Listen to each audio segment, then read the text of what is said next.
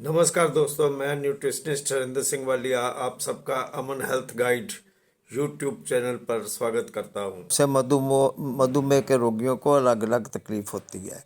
गर्मी का मौसम मधुमेह रोगियों को काफ़ी चुनौतियों भरा हो सकता है। शोध बताते हैं कि गर्म मौसम मधुमेह के रोगियों के लिए स्वास्थ्य संबंधी समस्याएं पैदा कर सकता है, जिससे वह उच्च तापमान और ह्यूमिडिटी के प्रति अधिक संवेदनशील हो जाते हैं। इस दौरान आपको अपने रक्त शर्करा के स्तर को नियंत्रण में रखना मुश्किल लग सकता है और आपको गर्मी से थकावट होने का जोखिम बढ़ सकता है। इसलिए जब मौसम गर्म हो जाता है तो अपने रक्त शर्करा के स्तर पर बारीकी से नज़र रखना और संभावित लक्षणों पर नज़र रखना महत्वपूर्ण है कि आपका शरीर गर्मी को अच्छी तरह से संभाल पा रहा है या नहीं। इसके चलते आप स्थिति के गंभीर होने से पहले कार्रवाई कर सकते हैं। चलिए जानते हैं कि गर्मी मधुमेह वाले लोगों को कैसे प्रभावित कर सकती है। यह सिर्फ इतना ही नहीं है कि गर्म मौसम आपको थका हुआ सुस्त महसूस करा सकता है। मधुमेह वाले लोग मधुमेह के बिना लोगों की तुलना यानी कि जिनको मधुमेह नहीं है उन लोगों की तुलना में अधिक तेज़ी से डिहाइड्रेट होते हैं। हल्के से मध्यम डिहाइड्रेशन के लक्षण भी हो सकते हैं, जैसे थकान, पेशाब कम आना, प्यास में वृद्धि, चक्कर आना या हल्का हल्का सर दर्द महसूस होना, मुंह और आंखें सूखना। जब डिहाइड्रेशन अधिक गंभीर हो जाता है तो आपको अधिक प्यास लगती है, गहरे रंग का मूत्र आता है और रक्तचाप जो है वो कम हो जाता है, हृदय की गति तेज हो जाती है। कुछ लोगों का पसीना निकलना कम हो जाता है। डिहाइड्रेशन आपके रक्त शर्करा के स्तर को बढ़ा सकता है। फिर आपको बार बार पेशाब करने की ज़रूरत पड़ सकती है, जो समस्या को और बढ़ा देता है। आप गर्मी से होने वाली थकावट के प्रति भी अधिक संवेदनशील होते हैं, क्योंकि मधुमेह आपके रक्त वाहिकाओं और नसों को नुकसान पहुंचा सकता है, जिसमें आपके पसीने की ग्रंथियों में तंत्रिकाएँ भी शामिल हैं। इसलिए आप अपने शरीर को उतनी कुशलता से ठंडा नहीं कर पाएंगे जितनी उसे ज़रूरत है। इसके अलावा उच्च तापमान आपके शरीर द्वारा इंसुलिन के उपयोग के तरीके को बदल सकता है और आमतौर पर यदि आप व्यायाम कर रहे हैं तो यह आपके इंसुलिन की ज़रूरत को कम करता है। लेकिन गर्म मौसम इसमें बाधा डाल सकता है और आपको उच्च और निम्न रक्त शर्करा के स्तर दोनों का जोखिम हो सकता है।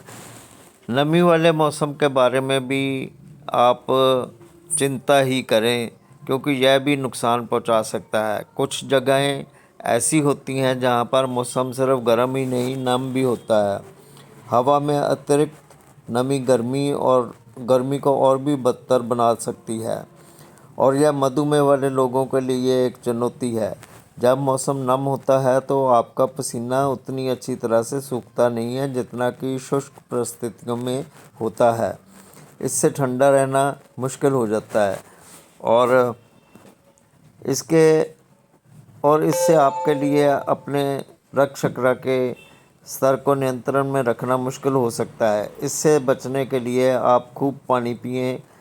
डिहाइड्रेशन से बचना बहुत ज़रूरी है, इसलिए आपको यह सुनिश्चित करना होगा कि आप अपने तरल पदार्थ के सेवन पर ज़्यादा ध्यान दें। मौसम के हिसाब से कपड़े पहने। इसका मतलब है कि खुद को ठंडा रखने के लिए हल्के ढीले ढाले कपड़े पहने, खासकर अगर आप बाहर समय बिताने की सोच रहे हैं तो। मादक पेय पदार्थों से बचें। शराब में मूत्रवर्धक प्रभाव होता है, इसलिए मादक पेय पदार्थ पीने से आपको बार बार पेशाब करने की ज़रूरत हो सकती है और आप तरल पदार्थ खो देंगे। अपने रक्त शर्करा के स्तर को अक्सर जांचें। गर्म मौसम आपके रक्त शर्करा के स्तर को आपके अनुमान से भी ज़्यादा उतार चढ़ाव कर सकता है। अगर आप बाहर जा रहे हैं तो जितना हो सके छाया में रहें। सीधी धूप में हीट इंडेक्स काफ़ी ज़्यादा हो सकता है, इसलिए छाया में रहें जहाँ थोड़ी ठंडक हो। एयर कंडीशन्ड जगहों पर घर के अंदर व्यायाम करें। आप गर्मी और नमी से कम प्रभावित होंगे। या अगर आपको वास्तव में बाहर व्यायाम करना पसंद है तो सुबह के समय थोड़ी ठंडक होने पर कसरत करें। यदि आपको टाइप 1 डायबिटीज़ है और आप इंसुलिन का प्रयोग करते हैं तो मूत्र कीटोन प्रशिक्षण अपने पास रखें, क्योंकि आपको मधुमेह कीटो एसिडोसिस नामक जटिलता विकसित होने का जोखिम हो सकता है। इस सब से बचने के लिए आपको कुछ लक्षणों पर ध्यान देना होगा। यदि आपको मधुमेह है तो आपको हीट एग्जॉशन के लक्षणों से संभावित विकास के साथ साथ हाइपोग्लाइसीमिया और हाइपरग्लाइसीमिया के लक्षणों पर नज़र रखनी होगी। कभी कभी लक्षण समान हो सकते हैं, इसलिए आपको कई तरह के लक्षणों पर नज़र रखनी हो और प्रॉब्लम होने पर या संदेह होने पर डॉक्टर से सलाह लेनी चाहिए। हीट एग्जॉशन गर्म मौसम के कारण आपका शरीर ज़्यादा गर्म हो सकता है और हीट एग्जॉशन नामक स्थिति विकसित हो सकती है। इसके लक्षणों में शामिल होते हैं रक्तचाप में गिरावट, बेहोशी महसूस होना, बहुत ज़्यादा पसीना आना, चक्कर आना, मतली या सिर दर्द होना, कमज़ोर और तेज़ नाड़ी दर होना, मांसपेशियों में ऐंठन होना, उच्च तापमान में भी नम या ठंडी त्वचा होना। हालांकि हीट स्ट्रोक जितना गंभीर नहीं है, इन लक्षणों को नज़रअंदाज भी नहीं करना चाहिए। हाइपोग्लाइसीमिया तब होता है जब आपका रक्त शर्करा असामान्य रूप से कम स्तर पर गिर जाता है।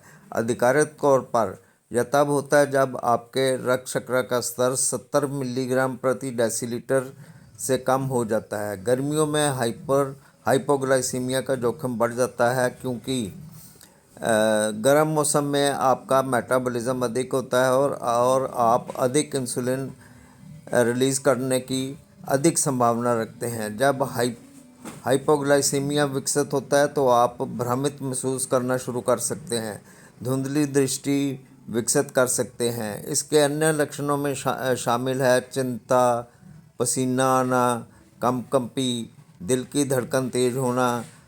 अधिक मामलों में आप बेहोश भी हो सकते हैं। अपने पास ग्लूकोज की गोलियां या तेज़ी से काम करने वाले कार्बोहाइड्रेट का कोई अन्य स्रोत अवश्य रखें, ताकि अगर आपको रक्त शर्करा का स्तर गिरना शुरू हो जाए तो आप उन्हें तुरंत ले सकें। हाइपरग्लाइसीमिया तब होता है जब आपके रक्त शर्करा का स्तर बहुत अधिक होता है। आपके शरीर में या तो पर्याप्त इंसुलिन नहीं होता या यह अपने पास मौजूद इंसुलिन का प्रभावी ढंग से प्रयोग नहीं कर पाते हैं। अगर खाने के बाद आपका ब्लड शुगर लेवल 180 मिलीग्राम पर डीएल से ज़्यादा हो जाता है या खाने से पहले 130 मिलीग्राम पर डीएल से ज़्यादा हो जाता है तो आपको हाइपरग्लाइसीमिया है। क्या आपको बहुत ज़्यादा प्यास या थकान महसूस हो रही है? क्या आपको बार बार पेशाब जाने की ज़रूरत पड़ती है? अगर हाँ, तो ये हाइपरग्लाइसीमिया के लक्षण हो सकते हैं। बेशक डिहाइड्रेशन के कारण भी बहुत ज़्यादा प्यास और थकान हो सकती है, लेकिन किसी भी तरह से आप इसे अनदेखा ना करें। अपने ब्लड शुगर लेवल की जांच करें और सुनिश्चित करें कि आप पर्याप्त मात्रा में तरल पदार्थ पी रहे हैं। दोस्तों, गर्मी का मौसम बहुत बढ़िया होता है, लेकिन गर्मी और उसमें मधुमेह से पीड़ित लोगों पर भारी पड़ सकती है। डिहाइड्रेशन और गर्मी से होने वाली थकावट के लक्षणों पर नज़र रखना और अपने रक्त शर्करा के स्तर पर कड़ी नज़र रखना बहुत ज़रूरी है। अपने पास तरल पदार्थ, दवाइयाँ और अन्य सामान पर्याप्त मात्रा में रखें। इस तरह आप अपनी दवाइयाँ, तेज़ी से काम करने वाले कार्बोहाइड्रेट या अन्य सामान ज़रूरत पड़ने पर तुरंत ले सकते हैं। दोस्तों, आज के लिए बस इतना ही। जल्दी किसी नई वीडियो के साथ आपके रूबरू होऊंगा। तब तक हरिंदर सिंह वालिया को दें इजाज़त। शुक्रिया।